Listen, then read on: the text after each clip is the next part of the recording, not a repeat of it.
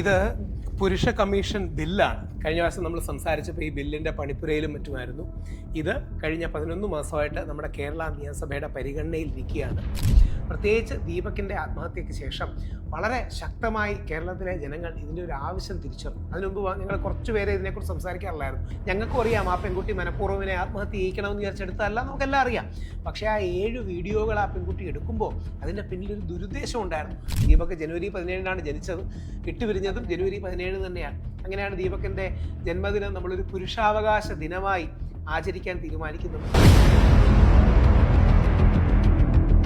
ഈ ഒരു ദീപകിൻ്റെ ഇഷ്യൂവിൻ്റെ ഇത് വന്നപ്പം കുറേ ആളുകൾ പുരുഷ കമ്മീഷനെ പറ്റി തിരിച്ചറിഞ്ഞു. രാഹുൽ എന്ന് പറയുന്ന വ്യക്തി ഇതിനു വേണ്ടി നടത്തിയ മുന്നേറ്റങ്ങൾ തിരിച്ചറിഞ്ഞു. ഇതിനു മുമ്പേ ഇതിനെപ്പറ്റിയൊക്കെ സംസാരിക്കും പലരും കളിയാക്കുന്നു, പലരും വിമർശന വീഡിയോകളായിട്ട് വരുന്നൊക്കെ ഞാൻ കണ്ടിട്ടുണ്ട്. പക്ഷേ ഇപ്പോഴും കുറേ ആളുകൾ മുന്നോട്ട് സപ്പോർട്ട് ചെയ്ത് വരുമ്പോഴും ചില ആളുകൾ രാഹുൽ ഈശ്വർ എന്ന് പറയുന്ന വ്യക്തിയെ വല്ലാതെ വിമർശിക്കുന്നു. സോ അതിനെപ്പറ്റി എന്താണ് പറയാനുള്ളത്? സ്ത്രീകൾക്കാണ് മുൻഗണന, സ്ത്രീകൾക്കാണ് പരിഗണന കൊടുക്കേണ്ടത്. അത് മാറ്റരുത്. നാളെ ഒരു പെൺകുട്ടിക്ക് ഒരു ദുരനുഭവം ഉണ്ടായാൽ അവൾക്ക് തെളിവിന് വേണ്ടി തീർച്ചയായും വീഡിയോ എടുക്കുന്നതിൽ ഒരു തെറ്റുമില്ല. പക്ഷേ അവളത് സോഷ്യൽ മീഡിയയിൽ ഇടാൻ വേണ്ടി ആകരുത്, പോലീസിന് കൊടുക്കാൻ വേണ്ടി ആകണം. അല്ലെങ്കിൽ അറ്റ്ലീസ്റ്റ് പോലീസുകാരെ ഇൻഫോം ചെയ്തിട്ടാകണം. ഇവിടെ ഷിംജിത 7 വീഡിയോ വ്യത്യസ്ത ആംഗിൾ എടുക്കുന്നത് പോലീസിന് കൊടുക്കാനല്ലല്ലോ.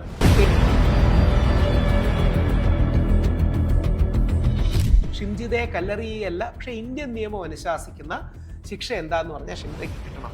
ഓക്കെ, ഇപ്പം രാഷ്ട്രീയക്കാരെ പറ്റി പറഞ്ഞപ്പോഴാണ് ഈ ഒരു തൊട്ടടുത്ത മാസങ്ങൾക്ക് മുമ്പേ രാഹുൽ മാങ്കുട്ടത്തിലിനെ സപ്പോർട്ട് ചെയ്ത് സംസാരിച്ചതിൻ്റെ പേരിൽ ജയിലിൽ കിടക്കേണ്ടി വന്നു. ജാമ്യമില്ലാ വകുപ്പ് പ്രകാരമാണ് ജയിലിൽ കിടക്കേണ്ടി വന്നത്. അതിന് മാത്രം തെറ്റൊന്നും രാഹുൽ ഈശ്വർ എന്ന് പറയുന്ന വ്യക്തി ചെയ്തിട്ടില്ല. സോ അതിനെ പറ്റിയിട്ട് എന്താണ് പറയാനുള്ളത്? ഇപ്പം ഈ ഒരു രാഹുൽ മാങ്കുട്ടത്തിലിനെ മാറ്റിക്കഴിഞ്ഞാൽ ഇപ്പോൾ സോഷ്യൽ മീഡിയയിൽ ഇങ്ങനെ ഒരു അലിഗേഷൻ വരുന്നത് ഷാഫി പറമ്പിലിന് നേരെയാണ്. സോ ഇങ്ങനെ കണ്ടിന്യൂസ് ആയിട്ട് ഇങ്ങനെ വരാനുള്ള ഒരു റീസൺ എന്താണെന്നാണ് തോന്നുന്നത്? മലയാളി 35 വർഷം മുമ്പ് മഹാനായ കലാകാരൻ ശ്രീനിവാസൻ പറഞ്ഞതിൽ നിന്ന് ഒരു വരി മുമ്പോട്ട് പോയിട്ടില്ല. അതായത് ശ്രീനിവാസന്റെ സന്ദേശം എന്ന സിനിമയിൽ കുമാരപിള്ള സാറ് പാർട്ടി സ്റ്റഡി ക്ലാസ്സിൽ നിന്ന് പറയും, സന്ദേശത്തിൽ പറയാണ്, നമ്മുടെ എതിർ പാർട്ടിയിൽ കഴിവും ഗുണമുള്ള കുറേ യുവ ചെറുപ്പക്കാർ വന്നിട്ടുണ്ട്, ഷാഫി പറമ്പിലും രാഹുലും ഒക്കെ. അവന്മാരെ കുറിച്ച് ജനങ്ങൾക്ക് വലിയ മതിപ്പാണ്. ഏതെങ്കിലും പെണ്ണ് കേസിലോ ഗർഭ കേസിലോ പെടുത്തി അവനെ അങ്ങ് ഇല്ലാതാക്കണം.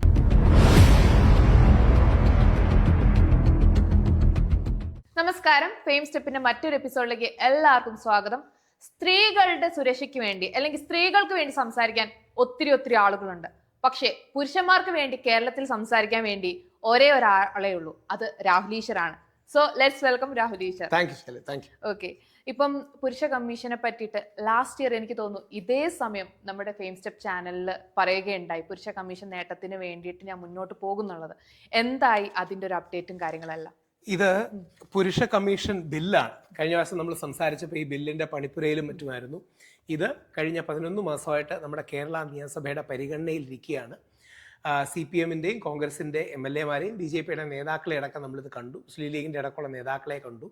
എല്ലാവർക്കും വലിയ പിന്തുണയുണ്ട്. പക്ഷേ ഇത് അവതരിപ്പിക്കാൻ ബഹുമാനപ്പെട്ട സ്പീക്കർ അനുമതി തന്നു. പക്ഷേ ഇപ്പോഴും രാഷ്ട്രീയ പാർട്ടികൾക്ക് അനുവദിക്കാൻ, ഇത് സ്പീക്കർ കൊടുത്ത ഔദ്യോഗിക ലെറ്ററാണ്.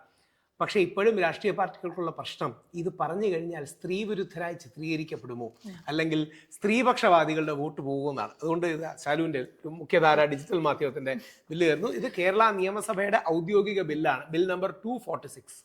അത് പുരുഷ കമ്മീഷൻ ബില്ലായിട്ടുണ്ട്. ഇന്ത്യയിൽ ആദ്യമായിട്ട് കേരളമാണ് ഇത് പ്രിപ്പയർ ചെയ്തത്. പെരുമ്പാവൂർ MLA എൽദോസ് കുന്നപ്പള്ളിയുടെ സ്വകാര്യ ബില്ലായിട്ടാണ് കൊണ്ടുവന്നിരിക്കുന്നത്. നമ്മളാണ് ഇത് ആദ്യം കൊണ്ടുവന്നെങ്കിലും ഞങ്ങളുടെ ഡൽഹിയിലടക്കം വർക്ക് ചെയ്യുന്ന ടീമിന് ഇത് രാജ്യസഭയിൽ അവതരിപ്പിക്കാൻ കഴിഞ്ഞു. രാജ്യസഭയിൽ ആപ്പിൻ്റെ MP ഡോക്ടർ അശോക് കുമാർ മിത്തൽ, അദ്ദേഹത്തിന് ഇത് രാജ്യസഭയിൽ അവതരിപ്പിക്കാൻ കഴിയുമെന്നുള്ള പോസിറ്റീവാണ്. ഇതൊരു പ്രോസസ്സാണ്. പക്ഷേ നമ്മൾ കുറച്ചൊക്കെ മുമ്പോട്ട് വന്നു. പ്രത്യേകിച്ച് ദീപകിൻ്റെ ആത്മഹത്യയ്ക്ക് ശേഷം വളരെ ശക്തമായി കേരളത്തിലെ ജനങ്ങൾ ഇതിൻ്റെ ഒരു ആവശ്യം തിരിച്ചറിഞ്ഞു. അതിനു മുമ്പ് ഞങ്ങൾ കുറച്ച് പേരെ ഇതിനെക്കുറിച്ച് സംസാരിക്കാറില്ലായിരുന്നു. ഞാനോ ഒരു മുകേഷോ ഒരു ജോയ് ഇറക്കലോ അല്ലെങ്കിൽ കുറച്ച് പുരുഷ സംഘടനകളോ ഒക്കെ സംസാരിക്കാറുണ്ടായിരുന്നു. ദേശീയ തലത്തിൽ അറിയുമ്പോൾ ഒരു പക്ഷെ അല്പം തോന്നും, ദേശീയ തലത്തിൽ ഞങ്ങളുടെ അടക്കം നേതാവും ഏറ്റവും വലിയ പുരുഷ പോരാട്ടം നയിക്കുന്നതും ഒരു വനിതയാണ്. അവരുടെ പേര് ദീപിക ഭരദ്വാജ് എന്നാണ്. അവരാണ് ഏറ്റവും നല്ല ഇതിൽ ക്രിയാത്മകമായി വർക്ക് ചെയ്യുന്ന വ്യക്തി. അവരടക്കം നമ്മൾ ഈ ബില്ല് സബ്മിറ്റ് ചെയ്തിട്ടുണ്ട്. പ്രോസസ്സാണ്. ഇനിയും വരുന്ന ഒരു തലമുറയ്ക്ക് എങ്കിലും പോസിറ്റീവായ ഇത്തരം കാര്യങ്ങൾ കൊണ്ടുവരാനാണ് നമ്മൾ ഉദ്ദേശിക്കുന്നത്. അത് നല്ലൊരു മുന്നേറ്റമാണ്. സാധാരണ പറഞ്ഞിട്ട് അവിടെ നിന്ന് പോയില്ല, 11 മാസങ്ങൾക്ക് ശേഷം ഇവിടെ വന്നിട്ട് അതിന് എന്തെങ്കിലും ഒരു ഫോളോ അപ്പ് ഇമ്പാക്ട് ആക്ഷനും ഇമ്പാക്റ്റും ഉണ്ടാക്കിയിട്ടുണ്ട്. മാത്രമല്ല നമുക്ക് ദീപകിന്റെ വീട്ടിൽ ഇങ്ങനെ ഒരു പ്രശ്നം നടന്നപ്പോൾ ദീപകിന്റെ വീട്ടിൽ നമ്മൾ 3,17,000 രൂപ, ഞങ്ങൾ 1 ലക്ഷം രൂപ എന്ന് പറഞ്ഞാണ് തുടങ്ങിയത്, ഞാനും ശ്രീ മുകേഷും ഒക്കെ. പക്ഷേ 3,17,000 രൂപ നമുക്ക് എത്തിക്കാൻ കഴിഞ്ഞു. അതോടൊപ്പം ദേശീയ മാധ്യമങ്ങളെ അടക്കം ഇന്ന് ശ്രീമതി ബർഖാദത്ത്, ദേശീയ തലത്തിലെ ഏറ്റവും പ്രധാനപ്പെട്ട പത്മശ്രീ ജേതാവൊക്കെ ആയ ഏറ്റവും പ്രമുഖയായ ഫെമിനിസ്റ്റ് മാധ്യമ പ്രവർത്തക ബർഖാജി അടക്കം ഇന്ന് ദീപകിന്റെ വീട്ടിൽ പോയി അവരുടെ ഇന്റർവ്യൂ മറ്റും എടുത്തിരുന്നു. നമ്മൾ ആരും ആ പെൺകുട്ടിയെ കല്ലെറിയണമെന്ന് ആഗ്രഹിക്കുന്നില്ല. ആ പെൺകുട്ടിയുടെ ഭാഗത്തു നിന്ന് തെറ്റുണ്ടായി, വീഴ്ചയുണ്ടായി. ഞങ്ങൾക്കും അറിയാം ആ പെൺകുട്ടി മനഃപൂർവ്വനെ ആത്മഹത്യ ചെയ്യിക്കണമെന്ന് വിചാരിച്ചെടുത്തതല്ല, നമുക്കെല്ലാം അറിയാം. പക്ഷേ ആ 7 വീഡിയോകൾ ആ പെൺകുട്ടി എടുക്കുമ്പോൾ അതിന്റെ പിന്നിലൊരു ദുരുദ്ദേശം ഉണ്ടായിരുന്നു.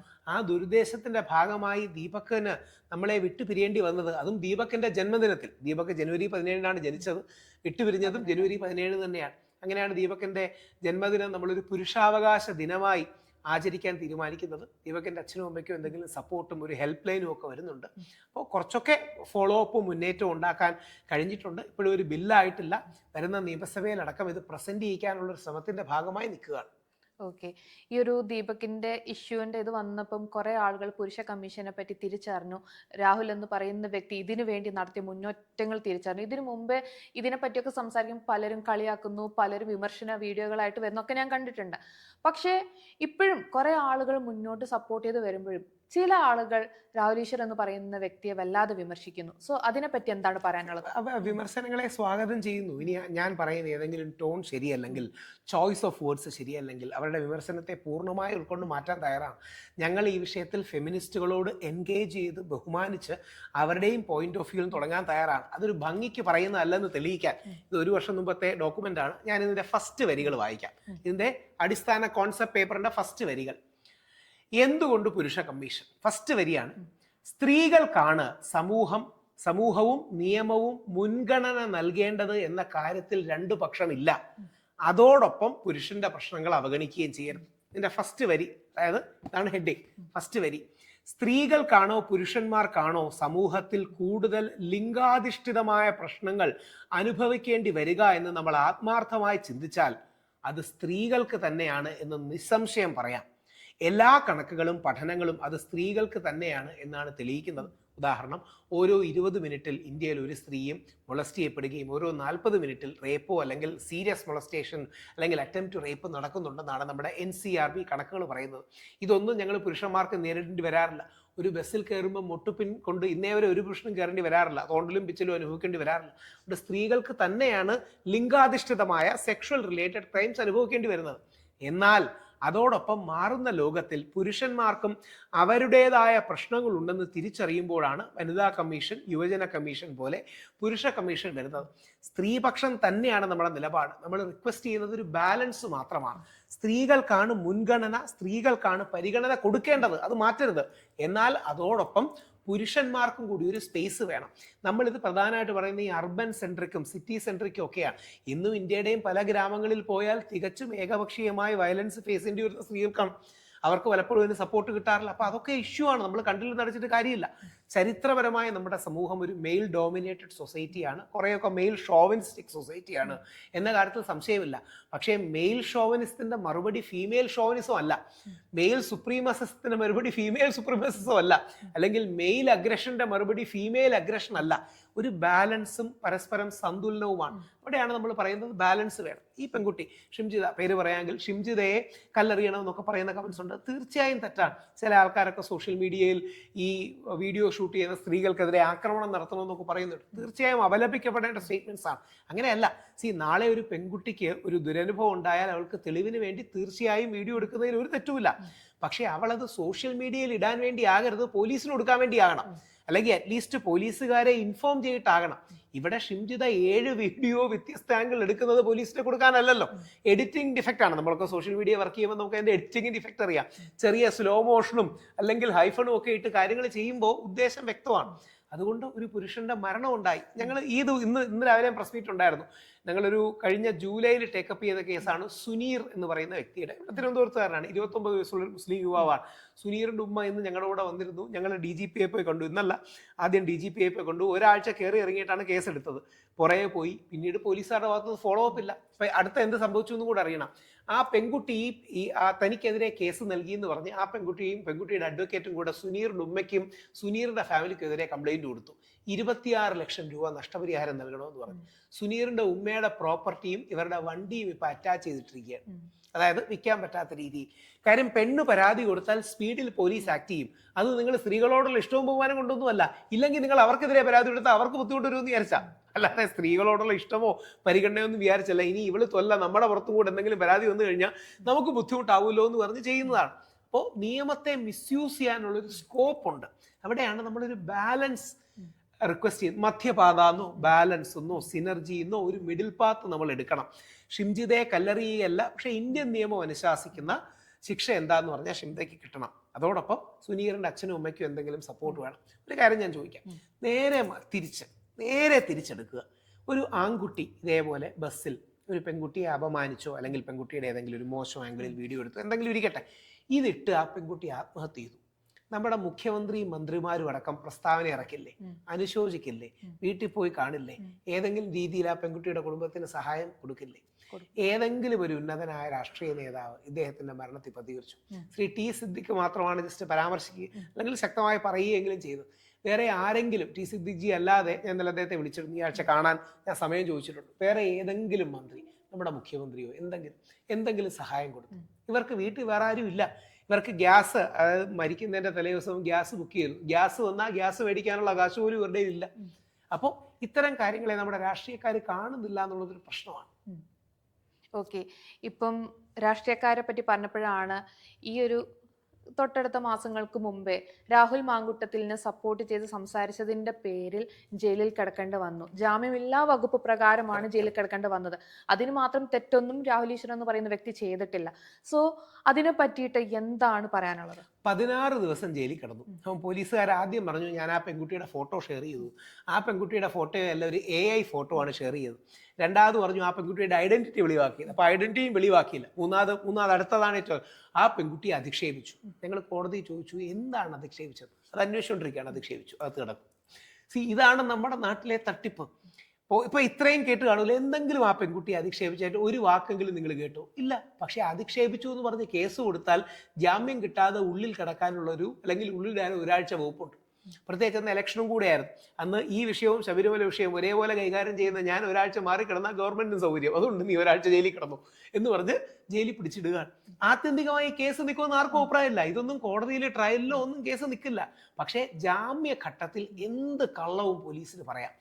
അത് ശ്രദ്ധിക്കണം. അതായത് കോടതിയിൽ നമുക്ക് ട്രയലിന്റെ ഘട്ടത്തിൽ കള്ളം പറഞ്ഞ് പിടിച്ചിരിക്കാൻ പറ്റില്ല. എതിർഭാഗം അത് പൊളിക്കും. പക്ഷേ ജാമ്യത്തിന്റെ ഘട്ടത്തിൽ കേസിന്റെ മെറിറ്റിലേക്ക് കോടതി പോവില്ല. അതുകൊണ്ട് പോലീസുകാർക്ക് എന്ത് കള്ളവും ഉളുപ്പില്ലാത്ത കള്ളങ്ങളും വേണമെങ്കിൽ പറയാം. ഇതിന്റെ രസകരമായ സംഭവം കോടതിയിൽ ഉണ്ടായത്, കോടതിയിൽ ഞാൻ ചില കാര്യങ്ങൾ പറഞ്ഞു എന്നൊക്കെ കള്ള പറയുകയാണ്. ഇയാൾ അങ്ങനെ പറഞ്ഞു ഇങ്ങനെ പറഞ്ഞു എന്നൊക്കെ പ്രോസിക്യൂട്ടർ പറയുകയാണ്. ഞാൻ ശബ്ദം ഉയർത്തി പറഞ്ഞു ഇയാൾ കള്ളം പറയുകയാണ്, ഹീസ് ലൈങ്, ഞാൻ അങ്ങനെയൊന്നും പറഞ്ഞിട്ടില്ല. ഞാൻ വിചാരിച്ചു പ്രോസിക്യൂട്ടർ എങ്ങനെ റെസ്പോണ്ട് ചെയ്യുന്നില്ല. പെട്ടെന്ന് പ്രോസിക്യൂട്ടർ പ്ലേറ്റ് മാറ്റി, ഇല്ല മാഡം അങ്ങനെയൊക്കെ തോന്നുന്ന രീതിയിൽ ഇയാൾ ചില കാര്യങ്ങൾ പറഞ്ഞു. അതായത് അങ്ങനെ പറഞ്ഞില്ല, പക്ഷെ അങ്ങനെയൊക്കെ തോന്നുന്ന രീതിയിൽ പറഞ്ഞു. ഇങ്ങനെ കള്ളം പറയുന്നതിന് ആൾക്കാർക്ക് ഒരു മടിയില്ല എന്നുള്ളതാണ്. അവിടെയാണ് ഞാൻ പറഞ്ഞത് സത്യമേവ ജയതേ എന്നാണ് നമ്മുടെ കോടതി എഴുതി വെച്ചിരിക്കുന്നത്. മഹാത്മാഗാന്ധിയുടെ ചിത്രമാണ് വെച്ചിരിക്കുന്നത്. അതിൻ്റെ ഫ്രണ്ടിൽ നിന്ന് കേസ് ജയിക്കാനും ആൾക്കാരെ കൊടുക്കാനും പോലീസും പ്രോസിക്യൂഷനും ഇങ്ങനെ കള്ളം പറയരുത്. അതിന് യാതൊരു അർത്ഥവുമില്ല. ഇപ്പം വീണ്ടും എൻ്റെ ജാമ്യം റദ്ദാക്കാനായിട്ട് പോലീസ് പോയിരിക്കുകയാണ്. ഈ ചൊവ്വാഴ്ച വീണ്ടും ഹിയറിംഗ് ഉണ്ട്. ആ പെൺകുട്ടിക്ക് മാനസിക വേദന ഉണ്ടാക്കി വ്യാജ അതിജീവിത എന്ന് വിളിച്ചു എന്ന് പറഞ്ഞാൽ, ഞാൻ പറഞ്ഞു കോടതി വിധി, രാഹുൽ മാങ്കൂട്ടത്തിലിൻ്റെ കോടതി വിധിയിൽ രാഹുലിന് ജാമ്യം നിഷേധിച്ച വിധിയിൽ പോലും കോടതി പറഞ്ഞിട്ടുണ്ട് ആദ്യ പരാതിക്കാരി പീഡനാരോപണം നിലനിൽക്കില്ല എന്ന്. അതായത് പീഡിപ്പിച്ചു, കൺസെന്റോടുകൂടി ഫിസിക്കൽ റിലേഷൻഷിപ്പ് ഇട്ടവന്റെ പീഡനാരോപണം എങ്ങനെ നിലനിൽക്കും? അപ്പൊ യഥാർത്ഥത്തിൽ ആ പെൺകുട്ടി അതിജീവിതയല്ല എന്ന് ഞാൻ സൂചിപ്പിച്ചതാണ്. പക്ഷേ പോലീസുകാർ ജാമ്യം റദ്ദാക്കാൻ കൊണ്ടു കൊടുത്തു. ഞാൻ ഇനി അഡ്വക്കേറ്റിനെ കാണണം, ജാമ്യം എടുക്കാൻ, അതിന്റെ സാധനങ്ങൾക്ക് പോകണം, ട്രയൽ പോകണം, അവൻ വീട്ടുകാർക്കും എടുപ്പ്. അങ്ങനെ പുരുഷനെ ഹരാസ് ചെയ്യാൻ ഉള്ളൊരു സ്പേസ് നമ്മുടെ മീഡിയ കൊടുക്കുന്നുണ്ട്. അതാണ് യഥാർത്ഥത്തിൽ, മീഡിയ അല്ല, കോടതികൾ അല്ലെങ്കിൽ ലീഗൽ സിസ്റ്റം, കോടതിയല്ല ലീഗൽ സിസ്റ്റം കൊടുക്കുന്നുണ്ട്. ആ ഹരാസ്മെന്റിന്റെ സ്പേസ് ആണ് നമുക്ക് കുറച്ചുകൊണ്ടെങ്കിലും വരേണ്ടത്. ഓക്കെ, ഇപ്പം ഈ ഒരു രാഹുൽ മാങ്കൂട്ടത്തിലിനെ മാറ്റിക്കഴിഞ്ഞാൽ ഇപ്പൊ സോഷ്യൽ മീഡിയയിൽ ഇങ്ങനെ ഒരു അലിഗേഷൻ വരുന്നത് ഷാഫി പറമ്പിലിന് നേരെയാണ്. സോ ഇങ്ങനെ കണ്ടിന്യൂസ് ആയിട്ട് ഇങ്ങനെ വരാനുള്ള ഒരു റീസൺ എന്താണെന്നാണ് തോന്നുന്നത്? മലയാളി 35 വർഷം മുമ്പ് മഹാനായ കലാകാരൻ ശ്രീനിവാസൻ പറഞ്ഞതിൽ നിന്ന് ഒരു വരി മുമ്പോട്ട് പോയിട്ടില്ല. അതായത് ശ്രീനിവാസന്റെ സന്ദേശം എന്ന സിനിമയിൽ കുമാരപിള്ള സാറ് പാർട്ടി സ്റ്റഡി ക്ലാസ്സിൽ നിന്ന് പറയും, നമ്മുടെ എതിർകക്ഷിയിൽ കുറച്ച് കഴിവുള്ള യുവാക്കൾ വന്നിട്ടുണ്ട്, ഇവനെ ഏതെങ്കിലും പെണ്ണ്, എക്സാക്ട് ഡയലോഗാണ് അത്. ഇപ്പോഴും കേൾക്കുമ്പോൾ എനിക്ക് രോമാഞ്ചം വരും. ഇന്നും അതേ ശ്രീനിവാസന്റെ മഹത്വം ആലോചിച്ച് പോകണം. 35 വർഷം മുമ്പ് 1991 സന്ദേശത്തിൽ പറയാണ്, നമ്മുടെ എതിർ പാർട്ടിയിൽ കഴിവും ഗുണമുള്ള കുറെ യുവ ചെറുപ്പക്കാർ വന്നിട്ടുണ്ട്, ഷാഫി പറമ്പിലും രാഹുലും ഒക്കെ. അവന്മാരെ കുറിച്ച് ജനങ്ങൾക്ക് വലിയ മതിപ്പാണ്. ഏതെങ്കിലും പെണ്ണ് കേസിലോ ഗർഭ കേസിലോ പെടുത്തി അവനെ അങ്ങ് ഇല്ലാതാക്കണോ. ഷാഫി പറമ്പിൽ നേരെ CPM കക്ഷി രാഷ്ട്രീയം ഒന്നും വെച്ചാൽ ആർക്കെതിരെ എങ്ങനെ പറയുന്നത് ശരിയല്ല. ഷാഫി പറമ്പിൽ ബാംഗ്ലൂരിലേക്ക് പോകാൻ പെൺകുട്ടികളെ വിളിക്കും എന്ന് CPM പിന്നെ പാർട്ടിയുടെ വേറെ ആരും അത് ഏറ്റുപിടിച്ചില്ല, അത് അവരുടെ നന്മ. എങ്ങനെയാ പറയണേ? പുള്ളിക്ക് എങ്ങനെ അറിയാം? ചുമ്മാ കൈ നിന്നിട്ട് പറയാൻ. അപ്പോൾ അതിന്റെ പേര് ചർച്ചകൾ പറ്റുവാവും. അങ്ങനെ അധിക്ഷേപത്തിന്റെ രാഷ്ട്രീയം, സ്ത്രീകളെ ബോംബാക്കി ഉപയോഗിക്കുന്ന രാഷ്ട്രീയം എല്ലാ പാർട്ടിക്കാർക്കും ഉണ്ട് കേട്ടോ. കോൺഗ്രസിനും BJPക്കും CPM ഉണ്ട്. ഈ അടുത്തിടയ്ക്ക് വലിയൊരു നേതാവ് പറയുന്നതാണ്, നാളെ ഒരു ബോംബ് വരും നിങ്ങൾക്കെതിരെ. പെണ്ണിനെ ബോംബായി ഉപയോഗിക്കുന്നതിനേക്കാൾ വലിയൊരു സ്ത്രീ വിരുദ്ധത വേറെ എന്തെങ്കിലും ഉണ്ടോ? അതായത് ഈ ആരോപണം ഞങ്ങൾക്കെതിരെ, ഈ ആരോപണം എന്നാൽ നിങ്ങൾക്കെതിരെ ആ ആരോപണം അങ്ങോട്ട് വരും. ഇതൊന്നും ആത്യന്തികമായി തെളിയാൻ പോണില്ല. അതിന്റെ ഏറ്റവും വലിയ തെളിവാണ് ഉമ്മൻചാണ്ടി സാർ. ഉമ്മൻചാണ്ടി സാറിനെതിരെ ഒരു സ്ത്രീ വ്യാജ പരാതി കൊടുത്തു, കോടതിയിൽ ചെന്ന് കള്ളസാക്ഷി പറഞ്ഞു, 164 മജിസ്ട്രേറ്റിന് മൊഴി കൊടുത്തു. നമുക്ക് എല്ലാം അറിയാമായിരുന്നു കള്ളത്തരമാണ്. അവസാനം കോടതിയും കണ്ടെത്തി, പോലീസും കണ്ടെത്തി. ചുമ്മാ പറയല്ലേ. അല്ലെങ്കിൽ നിവിൻ പോളിയുടെ കാര്യം എത്രയോ എക്സാമ്പിൾസ് പറയുന്നുണ്ട്. നിവിൻ പോളി ദുബായിൽ വെച്ച് റേപ്പ് ചെയ്തു നീ പെൺകുട്ടി പറഞ്ഞു. നിവിന്റെ ഭാഗ്യത്തിന് നിവിൻ കേരളത്തിലുണ്ടായിരുന്നു. എൻ്റെ സീരിയസ്നെസ് ആലോചിച്ച് നോക്കൂ. ആ പെൺകുട്ടി നിവിൻ പോളി കേരളത്തിലേക്ക് പോകുന്ന കാര്യം അറിഞ്ഞിരുന്നില്ല. നിവിനും ഫ്രണ്ട്സും ദുബായിലുണ്ടെന്നാണ് ആ പെൺകുട്ടി കരുതിയിരുന്നത്. ആ പെൺകുട്ടി അതുകൊണ്ടാണ് ആ ഡേറ്റ് പറഞ്ഞത്. 2 ഡേറ്റ് മാറി പറഞ്ഞിരുന്നെങ്കിലോ, ആ പെൺകുട്ടി എനിക്കിന്ന് ഓർമ്മയുണ്ട്, ഡിസംബർ 14, 15, 16 തീയതികളെന്നാണ് ആ പെൺകുട്ടി പറഞ്ഞത്. അപ്പോൾ ആ ഡേറ്റുകളിൽ നിവിൻ കൊച്ചിയിലായിരുന്നു. പകരം ആ പെൺകുട്ടി കൃത്യമായിട്ട് അറിഞ്ഞ്, സാറേ ഡിസംബർ 18, 19 എന്നെ നിവിൻ റേപ്പ് ചെയ്യുന്നത്, നിവിൻ അറസ്റ്റ് ആവുമായിരുന്നു. ഇന്നൊരു പക്ഷേ സർവമായ ചെയ്ത് 100 കോടിയോ 150 കോടിയോ ക്ലബിൽ കയറാൻ നിവിന്റെ അഭിമാനമോ സ്റ്റാർ വാല്യൂയോ ബ്രാൻഡ് വാല്യൂ ഉണ്ടാവുമായിരുന്നില്ല. ആ 2 ഡേറ്റ് രക്ഷപ്പെട്ടു പോയതുകൊണ്ടാണ് ഇന്ന് സർവമായും നിവിൻ പോളിയും ഈ രീതി കത്തി നിൽക്കുന്നത്. ഇങ്ങനെ ഏതെങ്കിലും ഒരു പെണ്ണിന്റെ വാക്കിൽ നശിക്കാനായി ഞങ്ങൾ ആണുങ്ങളുടെ ജീവിതം എന്തിനാ ബലിയാടുകളാക്കി വെച്ചിരിക്കുന്നത്? എന്നിട്ട് ഈ പെൺകുട്ടിയോട് പത്രക്കാർ ചോദിച്ചു, ഞാനൊക്കെ ഇരുന്ന ചർച്ചയിലിരുന്ന പെൺകുട്ടിയാണ്, നിങ്ങൾ പറഞ്ഞ ഡേറ്റിൽ നിവിൻ പോളി തിരുവനന്തപുരത്തായിരുന്നല്ലോ. ഈ പെൺകുട്ടി ഒരു മടിയും ഉളുപ്പുമില്ലാതെ പറയുകയാണ്, അത് ഞാൻ ഉറക്കപ്പിച്ച് പറഞ്ഞതാണ്, അതുകൊണ്ട് ഡേറ്റ് മാറിപ്പോയതാണ്. ഇത് TV പറഞ്ഞതാണ്, ഞാൻ ഉറക്കപ്പിച്ച് പറഞ്ഞതാണ്, അതുകൊണ്ട് ഡേറ്റ് മാറിപ്പോയി.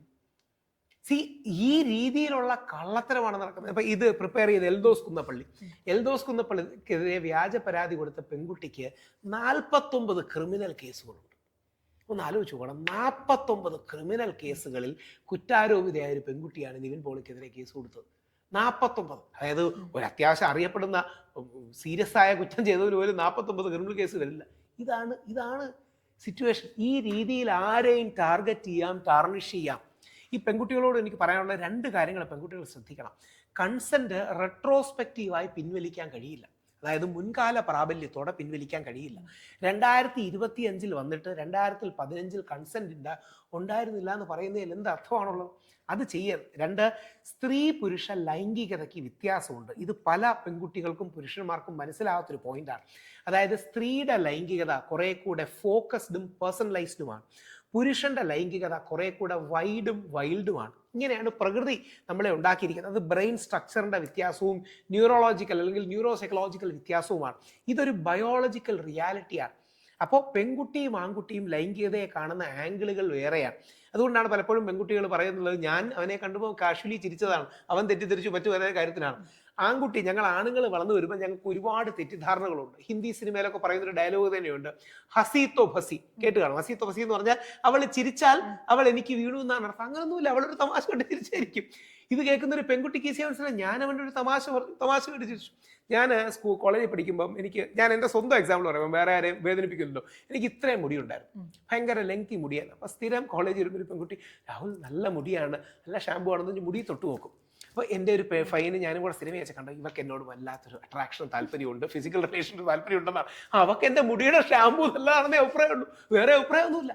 പക്ഷെ ഞങ്ങൾ ആണുങ്ങളുടെ തെറ്റിദ്ധാരണ, ആ പെൺകുട്ടി അപ്രീസിയേഷൻ പറയുമ്പോഴോ ഒരു ഹായ് പറയുമ്പോഴോ അല്ലെങ്കിൽ ചിരിച്ചു പറയുമ്പോഴോ ചിലപ്പോൾ അവൾ മനസ്സിൽ ചീത്ത വിളിച്ചിട്ടായിരിക്കും ഒരു പൊതുസമ്മതിക്ക് വേണ്ടി സുഖമാണോ എന്ന് ചോദിക്കുന്നതായിരിക്കും. ആണുങ്ങൾക്ക് ഈ തെറ്റിദ്ധാരണയാണ് വളർന്നു വരുന്നത്. തിരിച്ച് നേരെ പെൺകുട്ടികളും അറിയേണ്ട കാര്യം, ആൺകുട്ടിയുടെ സെക്ഷുവാലിറ്റി പൊതുവെ എങ്ങനെ വൈഡും വൈൽഡുമാണ്. അതുകൊണ്ട് അത് ശരിയാണെന്നല്ല പറയുന്നത്, തെറ്റാണെന്നുമല്ല, അത് അങ്ങനെയാണ് അതിൻ്റെ by the very nature of it. അതുകൊണ്ടാണ് എപ്പോഴെങ്കിലും അലങ്കാരികമായിട്ട് ഞാൻ പറയാറുണ്ട്, റേപ്പുകളുടെ കാര്യം എടുത്താൽ 99.99% sexual offences are committed by men. അത് ശിക്ഷിക്കപ്പെടണം, ഏറ്റവും രൂക്ഷമായി അടിച്ചമർത്തപ്പെടണം. പക്ഷേ ഇവരുടെ സെക്ഷുവാലിറ്റി ആ രീതിയിൽ പേഴ്സണലൈസ്ഡ് അല്ല, ഫോക്കസ്ഡ് അല്ല. ഇവർ വൈഡും വൈൽഡുമാണ്. Narrow and focused and personalised ആണ് ഫീമെയിൽ സെക്ഷുവാലിറ്റി. ഫീമെയിൽ സെക്ഷുവാലിറ്റിക്ക് കോണ്ടെക്സ്റ്റും പേഴ്സണൽ ഫീലിങ്സും ഒക്കെ ഇമ്പോർട്ടൻ്റ് ആണ്. മെയിൽ സെക്ഷുവാലിറ്റിക്ക് വിഷ്വൽ മാത്രമാണ് ഇമ്പോർട്ടൻറ്റ്. അതുകൊണ്ടാണ് ആണുങ്ങൾ പോണോഗ്രഫി കൺസ്യൂം ചെയ്യുമ്പോൾ, അത് അലങ്കാരികമായി പറയാറുണ്ട്, males consume pornography and females consume erotica. ഈ ഇറോട്ടിക്കയുടെയും പോണോഗ്രഫിയുടെ വ്യത്യാസം, പോണോഗ്രഫി കുറെ കൂടെ വൈൽഡ് വയലന്റ് ആവണമെന്നില്ല, അല്ലെങ്കിൽ അഗ്രസീവ്, ഇങ്ങനത്തെ കാര്യങ്ങളാണ്. എറോട്ടിക്ക കുറച്ചുകൂടെ സോഫ്റ്റ്, ഈ റൊമാൻറ്റിക്, ഇൻക്ലൂസീവ് ആണെന്നാണ്. എന്ന് പറഞ്ഞാൽ 90%, 90-10 എന്നൊരു പ്രൊപ്പോർഷൻ എടുക്കണം. 90% പെൺകുട്ടികൾക്ക് അങ്ങനെ ഒരു പേഴ്സണലൈസ് സ്പേസും 10% അല്ലാത്തൊരു സ്പേസും ഉണ്ട്. ആണിന് തിരിച്ച് 10 to 20% ഈ പേഴ്സണലൈസ് സ്പേസ് ഉള്ളൂ, 80% നോൺ പേഴ്സണലാണ്. ഇതൊരു ബയോളജിക്കൽ സൈക്കോ ന്യൂറോളജിക്കൽ റിയാലിറ്റിയാണ്. ഈ റിയാലിറ്റി പെൺകുട്ടികളും കൂടെ അറിയണം. അതുകൊണ്ട് പലപ്പോഴും നമ്മുടെ ബന്ധങ്ങളിൽ സംഭവിക്കുന്നത്, ഇപ്പോൾ രാഹുൽ മോഹൻ അല്ലെങ്കിൽ ഏതെങ്കിലും ഒരു പ്രമുഖൻ അവിടെ വരുന്നു, പെൺകുട്ടി താല്പര്യത്തോടെ സംസാരിക്കുന്നു, പയ്യൻ വിചാരിക്കും ഇവക്കൊരു ഫിസിക്കൽ റിലേഷൻഷിപ്പ് വേണം, അങ്ങനെ പയ്യൻ കുറച്ച് ഇൻറ്റിമസിയും കാര്യങ്ങളും കാണിക്കും. പെൺകുട്ടി വിചാരിക്കും പയ്യന് ജെനുവിൻലി എന്നോട് ഇഷ്ടവും ഇൻറ്റിമസിയും ലൈക്കിങ്ങുമാണ്, അവൾ തിരിച്ച് അങ്ങനെ കണക്ട് ചെയ്ത് തുടങ്ങും. ഇതൊരു ക്ലാസിക് മിസ്അണ്ടർസ്റ്റാൻഡിങ് പലപ്പോഴും ഉണ്ടാകുന്നതാണ്. ഇത്തരം കാര്യങ്ങളിൽ നിന്ന് ആൾക്കാർ കഴിയുന്നത്ര, അതാണ് നമ്മുടെ നാട്ടിൽ ഈ സെക്സ് എഡ്യൂക്കേഷനും വാല്യൂ എഡ്യൂക്കേഷനും പലപ്പോഴും ഇല്ല. ഇതുകൊണ്ടാണ് men are from Mars, woman are from Venus എന്നൊരു പുസ്തകം കേട്ട് കാണും. ഒരുപക്ഷെ നമ്മുടെ ജീവിതത്തിൽ ഒരൊറ്റ പുസ്തകമേ വായിക്കാൻ കഴിയുള്ളൂ എന്നിരിക്കട്ടെ, അതായത് ബൈബിളോ ഗീതയോ ഖുറാനോ ഒന്നും അല്ലാതെ ഒറ്റ പുസ്തകമാണ് നമ്മുടെ ലൈഫിൽ വായിക്കാൻ കഴിയുമെങ്കിൽ അത് ഈ പുസ്തകമായിരിക്കണം, men are from Mars, woman are from Venus. അത് ഡോക്ടർ ജോൺ ഗ്രേ എന്ന സൈക്കോളജിസ്റ്റിൻ്റെ പുസ്തകമാണ്. അതിൽ ആൺ പെൺ മനസ്സുകൾ എങ്ങനെ വർക്ക് ചെയ്യുന്നു, ആൺ പെൺ ബ്രെയിനുകളുടെ വ്യത്യാസം എന്താണ്, ന്യൂറോളജിക്കൽ വ്യത്യാസം എന്താണ്, ഇങ്ങനെ ഒരുപാട് കാര്യങ്ങൾ ഹിസ്റ്റോറിക്കൽ റീസൺസിൻ്റെയും സൈക്കോളജിക്കൽ റീസൺസിൻ്റെയും ന്യൂറോളജിക്കൽ റീസൺസിൻ്റെയും ബേസിൽ സൈറ്റ് ചെയ്തിട്ടുണ്ട്. ഇത്തരം എഡ്യൂക്കേഷൻ നമുക്ക് പലപ്പോഴും വേണം. ഇതാണ് ക്രിസ്ത്യൻ പള്ളികൾ അറിഞ്ഞോ അറിയാതെയോ ഒക്കെ കല്യാണത്തിന് മുമ്പ് വിവാഹപൂർവ്വ വിദ്യാഭ്യാസം എന്നൊരു കാര്യം കൊടുക്കാറ്. ഹിന്ദു മുസ്ലിം കമ്മ്യൂണിറ്റികളിൽ വേണ്ട രീതിയിൽ ഈ മാരിറ്റൽ എഡ്യൂക്കേഷൻ ഒന്നും കിട്ടാറില്ല. അതുകൊണ്ടാണ് നമ്മുടെ ഇടയിൽ ഒരുപാട് ബ്രേക്കപ്പ് സാധനങ്ങൾ, അല്ലെങ്കിൽ ഡിവോഴ്സുകൾ, family break down, relationship break down വരുന്നത്.